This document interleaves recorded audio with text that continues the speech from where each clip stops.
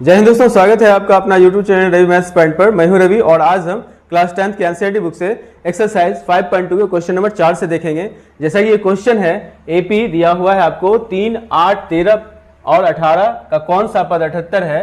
मतलब इस एपी के इस पदों को बढ़ाया जाए तो इसमें कब कौन से पद के स्थान पे 78 आएगा वो आपको ज्ञात करना है। तो सबसे पहले हम इस एपी में देखेंगे प्रथम पद कितना है। तो ए जो है मेरा प्रथम पद 3 है, ठीक है। हम इसका सारवंतर निकाल लेंगे। सारवंतर मतलब अंतिम पद में से दूसरे पद में से पहले पद को माइनस कर देंगे। सारवंतर अर्थात डी बराबर दूसरा पद यानी T2 माइनस T1 हम लिखते हैं, ठीक है।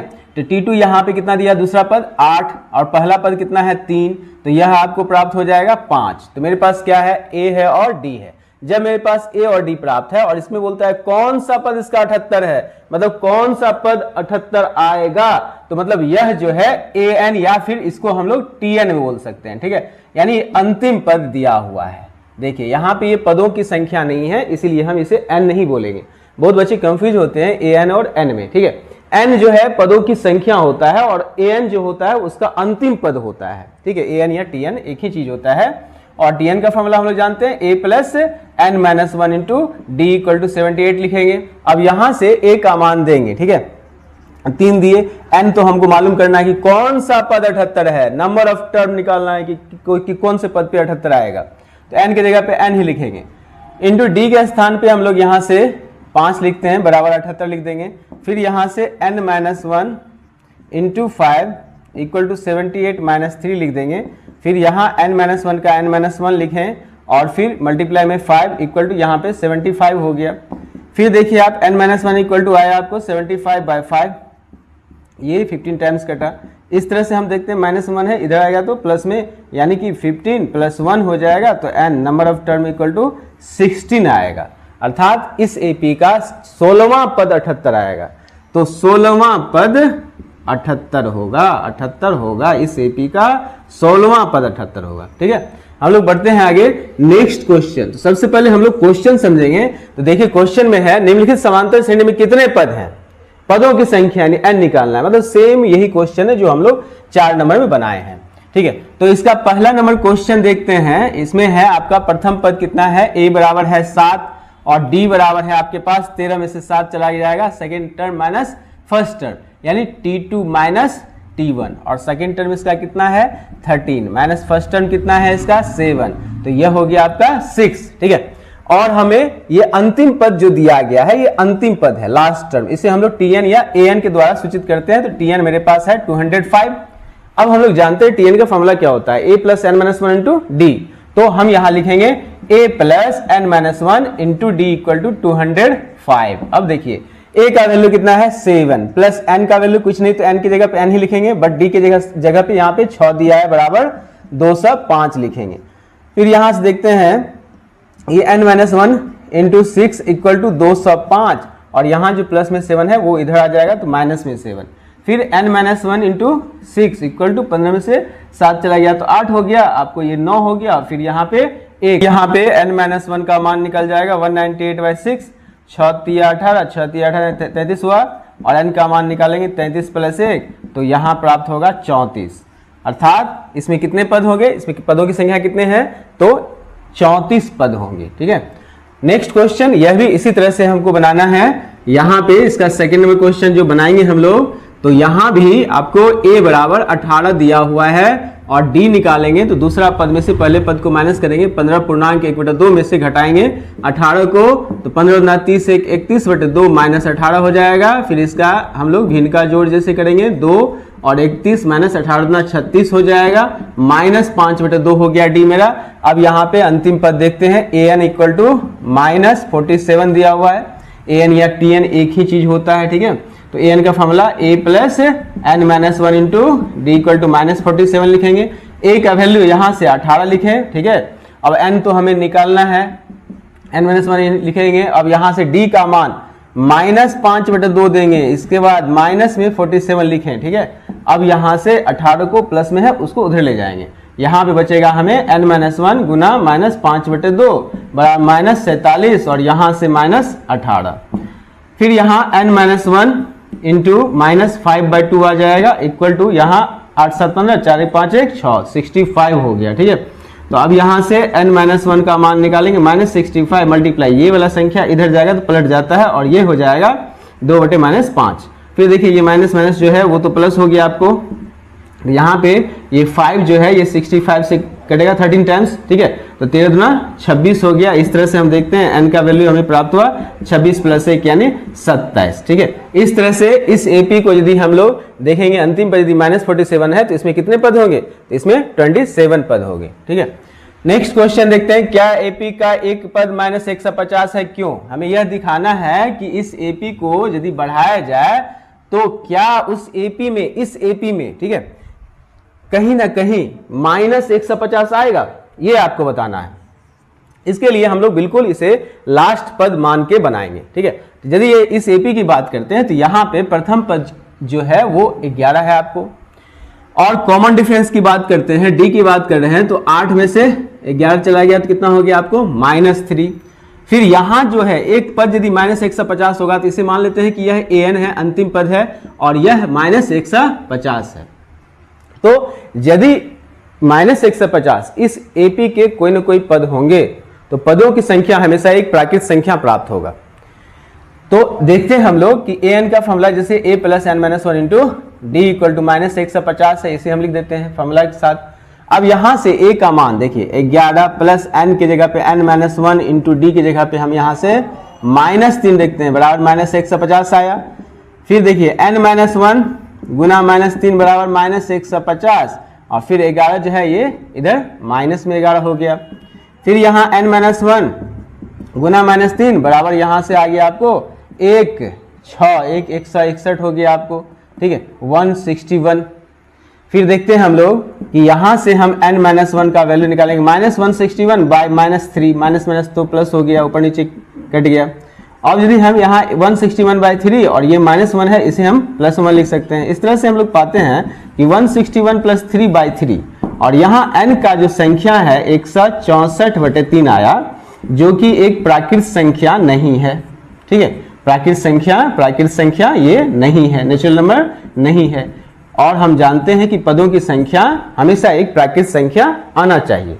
जैसे मान लीजिए पदों, जैसे मार्कर लेने के लिए हम जाएंगे दुकान पे, दुकान वाले को हम प्राकृत संख्या हम बोलेंगे, जितना मतलब लेना है हमें। यदि 5 मार्कर लेना है तो 5 बोलेंगे। क्या कभी आप दुकानदार को बोलेंगे 5/2 मार्कर चाहिए? नहीं बोलेंगे। कुछ चीज़ें होती हैं जिसका हम लोग पूरा प्राकृत संख्या में ही बोलते हैं, पूर्णांक में नहीं बोल सकते हैं, दशमलव में नहीं बोल सकते हैं। ठीक है, बहुत सारी ऐसी चीज़ें जिसे हम बोल सकते हैं, लेकिन यदि हम AP की बात करें और पदों की संख्या की बात करें तो वो हमेशा एक प्राकृत संख्या ही होगा। ठीक है, तो हम यहाँ पाते हैं कि यहाँ एक प्राकृत संख्या नहीं है, क्योंकि n जो है n एक प्राकृत संख्या नहीं है। ठीक है, प्राकृत संख्या नहीं है, इसीलिए -150 इस AP का कोई पद नहीं होगा, कोई भी पद नहीं होगा। ठीक है, तो नहीं होगा। नेक्स्ट देखते हैं हम लोग 7 नंबर क्वेश्चन। उस AP का 31वां पद ज्ञात करें। 31वां पद आपको मालूम करना है। ठीक है, जिसका 11वां पद 38 दिया हुआ है, 11वां पद 38 है और 16वां पद 73 है, जो गिवन है उसी की सहायता से हम लोग 31वां पद ज्ञात करेंगे। तो 31वां पद मालूम होने के लिए हमें A और D मालूम होना चाहिए। तो यदि इस AP का 11वां पद 38 है तो इस चीज को यहाँ जो ये संबंध दिया हुआ है 11वां पद 38, इसको आप कैसे लिख सकते हैं? इसे आप लिख सकते हैं जैसे 11वां पद 38 है तो इसे आप लिख सकते हैं A11 बराबर 38। 11वां पद, प्रथम पद को A द्वारा, दूसरे पद को A2, A3, तीसरा पद A3, इसी तरह 11वां पद A11। अब यदि आप A11 = 38 लिखा हुआ तो इसे लिख सकते हैं A + 10D = 38, समीकरण 1 हो गया। ठीक है, और यदि आपको यहाँ दिया हुआ 16वां पद, यदि यहाँ 73 है आपके पास, ठीक है, 16वां पद 73 है, तो इसे क्या लिख सकते हैं आप कि A16 बराबर 73, और इसे आप लिख सकते हैं A + 15D बराबर 73, समीकरण 2 मान लीजिए, इक्वेशन 2। अब आप इक्वेशन 1 और 2 को माइनस कर दीजिए। ठीक है, तो समीकरण 1 और समीकरण 2 को घटाते हैं तो तब हमें प्राप्त होगा ये A + 10d इक्वल टू 38 और a plus 15d equal to 73। तो सब्सट्रैक्ट करेंगे तो a से कट जाएगा, माइनस में 5d बराबर 13 में से 8 गया तो 5 हो गया और 6 में से 3 गया तो 3 हो गया, ये हो गया आपको माइनस 35। माइनस माइनस तो प्लस हो गया और d का मान 35/5, 5 सत्ते 35। इस तरह से हम लोग पाते हैं कि d का मान हमें 7 प्राप्त हुआ। और d के मान को समीकरण 1 में रखते हैं, 1 में रखने पर 1 में रखते हैं तो हमें प्राप्त होगा यहाँ से a प्लस 10 गुना 7 बराबर 38। ठीक है, फिर यहाँ से हमें a प्लस 70 बराबर 38 प्राप्त हुआ और a का मान 38 माइनस 70 और तब a बराबर 10 में से 8 गया 2 और 6 में से 3 गया 3। ठीक है, माइनस 32 प्राप्त। अब जब हम a का मान निकाल लिए हैं तो हमें निकालना है 31वां पद। हमें a और d दोनों प्राप्त हो गया है। 31वां पद यानी a 31 बराबर फॉर्मूला होता है a प्लस 30d। ठीक है, a का मान देखते हैं हम लोग कितना है -32 और प्लस 30 गुना d का मान देखते हैं वहां से 7 है। ठीक है, तो इस तरह से हम लोग यहाँ पे 32 प्लस 7 21 और 10 में से 2 गया तो 8 हो गया, फिर यहाँ 7 178 ये हो गया। बढ़ते हैं, एक एपी में 50 पद हैं। कितने पद हैं? 50 पद। तो आपको क्लियर दिया हुआ है कि एपी में 50 पद हैं तो पदों की संख्या n बराबर 50 है। n बराबर आपके पास कितना है? 50, जिसका तीसरा पद 12 है। चलिए तीसरा पद 12 है तो a3 बराबर 12 लिख देते हैं। ठीक है, और अंतिम पद 106 है। तो कुल पदों की संख्या यदि 50 है तो अंतिम पद 50वां पद ही होगा। ठीक है, तो कहने का मतलब a50 बराबर आपके पास 106 है। फिर उसका 29वां पद ज्ञात करें, यानी a29 इक्वल टू वाट। ये क्वेश्चन है आपके पास। तो आप बताइए कि तीसरा पद यदि 12 है तो इसे आप क्या लिख सकते हैं? a प्लस 2d बराबर 12, समीकरण 1।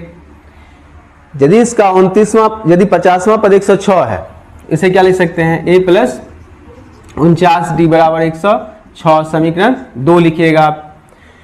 अब यहाँ पे समीकरण 1 और 2 को माइनस करते हैं। समीकरण 1 और समीकरण 2 को घटाने पर, तो चलिए इसे घटाते हैं। इसे माइनस करने पर हमें क्या प्राप्त होता है वो देखते हैं।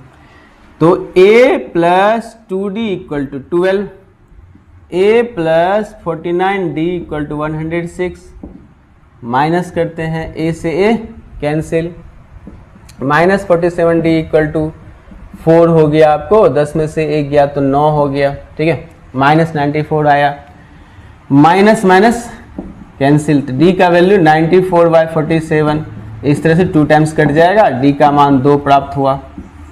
अब इस d के मान को समीकरण 1 में रखने पर 1 में रख देते हैं। चलिए इस d के मान को समीकरण 1 में रखते हैं तो हमें भी यहाँ प्राप्त होगा a प्लस 2 गुना 2 बराबर 12, a प्लस 4 बराबर 12, और अब a का मान प्राप्त होगा 12 माइनस 4, a का मान प्राप्त हुआ 8। a और d जब हमें प्राप्त हो चुका है तब हम इसका 29वां पद निकाल सकते हैं, 29th टर्म निकाल सकते हैं। तो a 29वां पद क्या हो जाएगा? 29वां पद तो a प्लस 28d इसका फॉर्मूला होता है। a का वैल्यू कितना है आपके पास? 8, 28 इंटू डी का वैल्यू 2 है, तो 8 प्लस यहाँ पे 56 और ये आपको 64 हो जाएगा इसका 29th टर्म। ठीक है, हम लोग आगे बढ़ते हैं। क्वेश्चन है, यदि किसी एपी के तीसरे और 9वें पद क्रमशः 4 और -8 है तो इसका कौन सा पद शून्य होगा? ठीक है, तीसरा पद आपको 4 दिया हुआ है तो आप इसे लिख सकते हैं a3 इक्वल टू 4। ठीक है, और 9वां पद इसका -8 दिया हुआ है, 9वां पद को a9 इक्वल टू -8 लिख सकते हैं। इसका कौन सा पद शून्य होगा? ठीक है, तो पहले हम इसमें निकाल लेते हैं a और d। पहले a और d निकलेगा, उसके बाद ये पता कर सकते हैं कौन सा पद शून्य होगा। तो आप बताइए, यदि a3 इक्वल टू 4 है तो a3 को क्या लिख सकते हैं आप? a plus 2d equal to 4, equation first.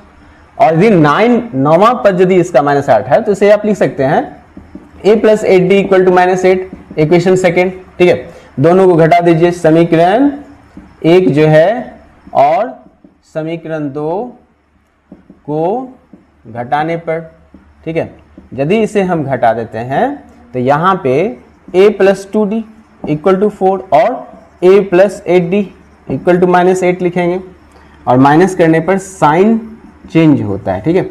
a से a cancel, 6d equal to यहाँ पे 12 हो गया और अब d इक्वल टू 12/6, इस तरह से 2 टाइम्स कैंसिल, तो इस तरह से यहाँ पे d इक्वल टू -2 आया।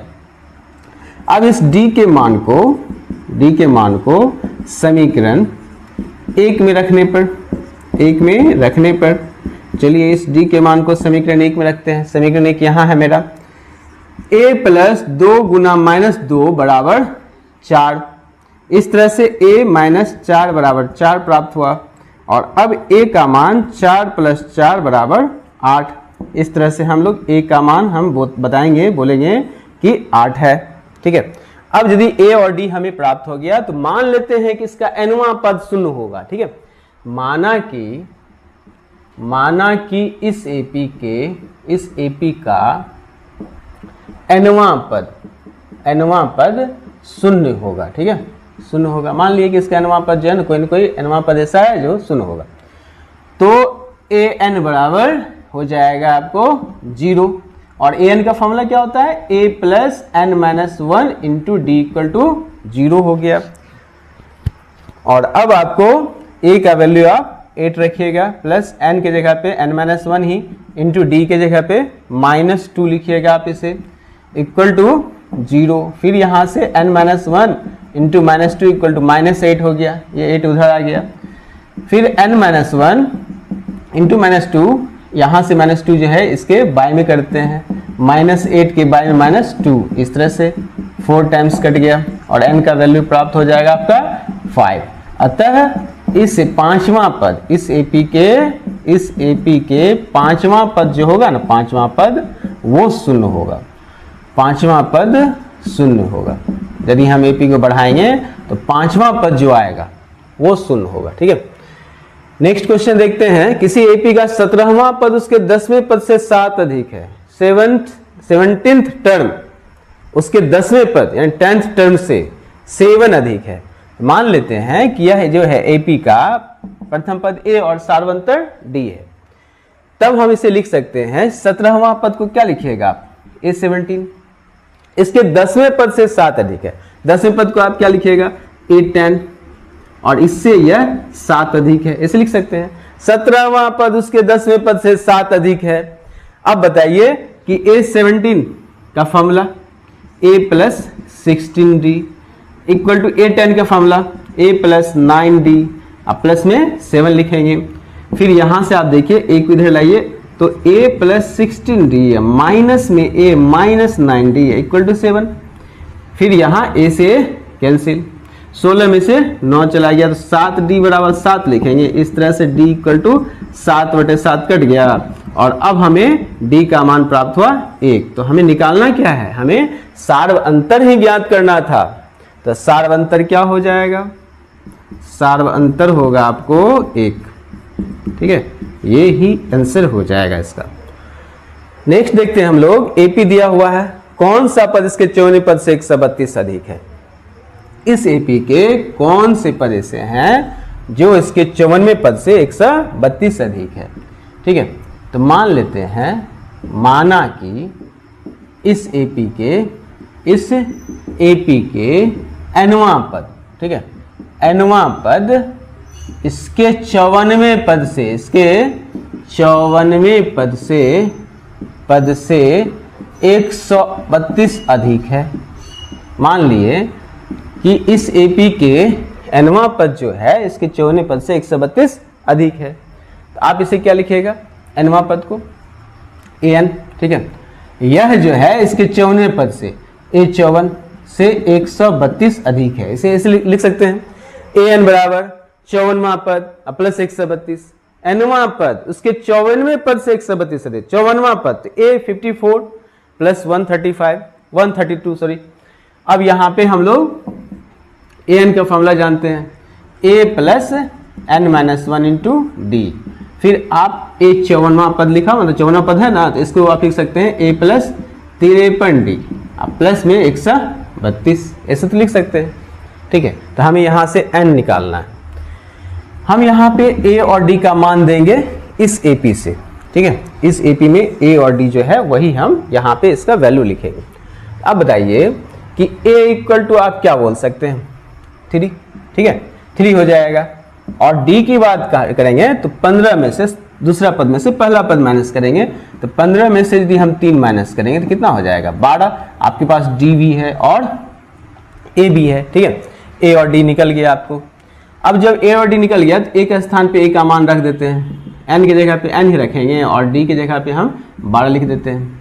इस तरह से हम देखते हैं यहाँ पे यदि हम a की जगह पे 3 रख दे प्लस 53 गुना 12 प्लस 132 लिख दिए, ठीक है। फिर देखिए अब कि यहाँ से 3 इधर आ जाएगा तो 3 और 3 घट जाएगा। अब 12 को यदि हम यहाँ n से गुना करते हैं तो 12n होगा, 12 को 1 से गुना करते हैं तो 12 हो गया। और यहाँ 12 3 36 का 6 हाथ में 3 12 5 60 3 63 प्लस 132। फिर यहाँ से 12n बराबर 6 2 8 3 3 6 और फिर 6 1 7 अब प्लस में 12, मतलब माइनस में 12 था ना, इधर प्लस में 12 हो गया। अब आपको प्राप्त होगा 12n बराबर 8 10 6 1 7 1 8 780। फिर यहाँ से n का मान प्राप्त हो गया 780 बटे 12 6 के 72 12 पंचे 60, तो n का मान प्राप्त हो गया 65, ठीक है। 12 6 के 72 और फिर वहाँ 60 हुआ 12 पंचे 60। अतः इस AP के 65वां पद जो होगा, 65वां पद उसके 54वें पद से 132 अधिक होगा, ठीक है। इस तरह से हम इसे बनाएंगे। नेक्स्ट क्वेश्चन आपके पास है, दो समांतर श्रेणी का सार्वंतर समान है, यदि इनके 100वें पदों का अंतर 100 है तो इसके 1000वें पद का अंतर क्या होगा, ये आपको मालूम करना है। तो इसमें क्या है कि आपको सार्वंतर समान है तो प्रथम पद तो अलग अलग होगा, दोनों AP का 2 AP है। मान लेते हैं, माना कि प्रथम AP के प्रथम AP के प्रथम पद कैपिटल A तथा दूसरे AP के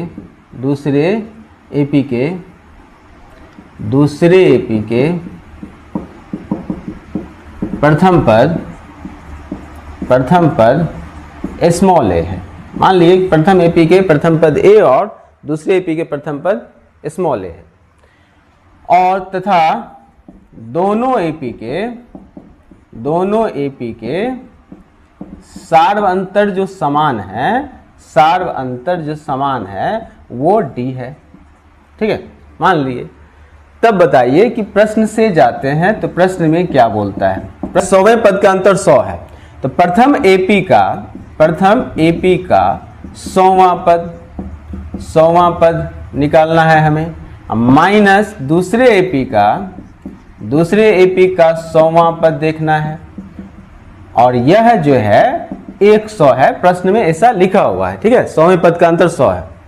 एक बात बताइए, 100वें पद का अंतर क्या होता है, a प्लस 99d होता है। यदि प्रथम AP के प्रथम पद कैपिटल A है तो इसे हम लिखेंगे a प्लस 99d, इसे अंतर की बात करते हैं माइनस, और a प्लस 99d दूसरे AP का बराबर में 100।